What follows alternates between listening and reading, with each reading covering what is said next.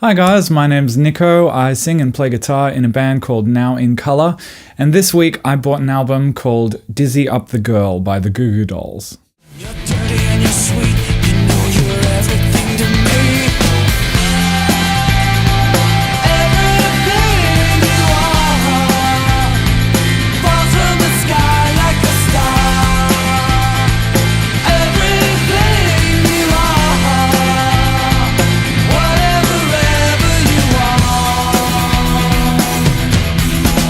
I wanna kick the machine and make it.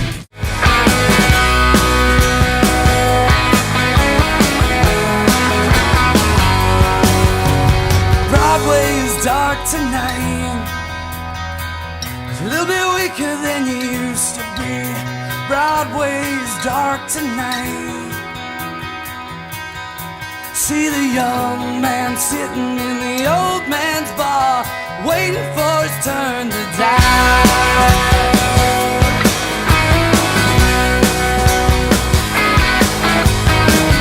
The cowboy kills the rock star. Friday night's gone too far.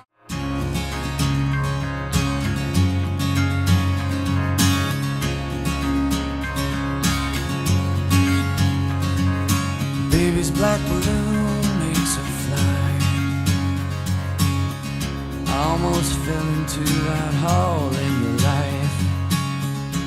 You're not thinking about tomorrow, 'cause you were the same as me.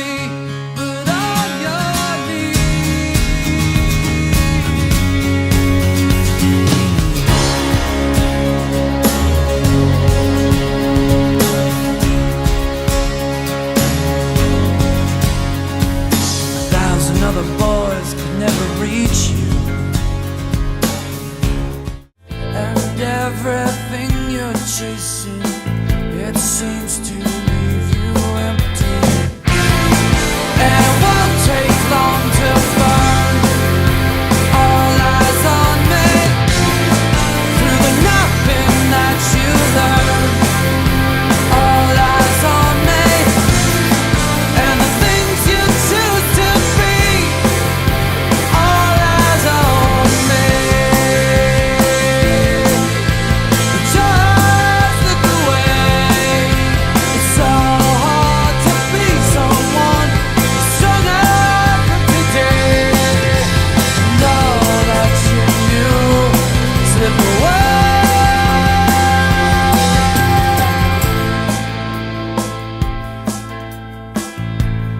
Dizzy Up the Girl was released in 1998, almost 20 years ago now. Wow.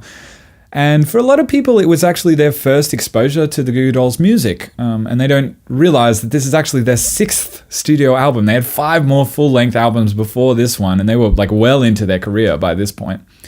Their previous album, A Boy Named Goo, had a single off it called Name, which had gotten, relatively popular, and some of you might know that one. But if you wouldn't say that you know the Goo Goo Dolls well at all, still you almost certainly have heard their huge runaway hit, Iris, which was also on the City of Angels soundtrack. It's on this album, Dizzy Up the Girl. And I think it's actually kind of unfortunate that Iris was such an enormous hit. It spent 18 weeks at number 1 on the Billboard charts, I'm pretty sure, which is a record that I don't know if it's actually been broken at this point. I mean, Drake might have broken it. He seems to hold all the records these days. But I think it's actually unfortunate that that song was so successful, because it has led the Goo Goo Dolls to sort of be defined as a bit of a one-hit wonder, even though they have a number of other songs that have been, really popular, very popular. So Iris has kind of become a yardstick by which the rest of their music is defined. And to me, Iris is actually a little uncharacteristic of the Goo Goo Dolls, like defining alt-rock sound that they really came into their own on this particular record. This one really holds like a special place in my heart. I absolutely love the songwriting on this record. I think it's just absolutely, genius front to back. There are very few artists who can produce an album with 13, 14 tracks, that all sound relatively similar in terms of the tonal palette, the instruments used, the way they're arranged and that kind of thing, but can still capture you with enough compositional variety and imagination that it keeps it interesting the whole time. Another artist that I can think of that did that was certainly Linkin Park on their first 2 albums, just utterly captivating, despite the fact that there was not so much tonal variation from song to song. So this record, basically, the thing that carries it is it is very, very real emotional songwriting, a very clever use of essentially the same 4, 5, 6 chords for the whole record, different orders, slightly different guitar parts, beautiful, mostly abstract lyrics, and it all comes together to form just like a very cohesive pop rock, alt rock, I guess. This is like 90s rock in this perfectly crystallized form. I think a number of people who like the Goo Goo Dolls would think of this as the point where they started to become more commercial and radio friendly, which I totally understand. But I definitely think that this album has managed to really balance commercial viability and, like the catchiness of pop melodies and that kind of thing with still having enough depth that you can listen to this album and dig into it and feel like you're getting more out of it each time. It's hard to say what my favorite tracks are on the record just because some of them are so popular that the popularity has unfortunately distorted my own opinion of the music. I hate when that happens, when, sometimes you get this internal knee-jerk reaction when you feel like, oh, this has become so popular. I kind of feel a bit cringy saying that I like it, but like I can't be embarrassed of who I am, you know what I mean?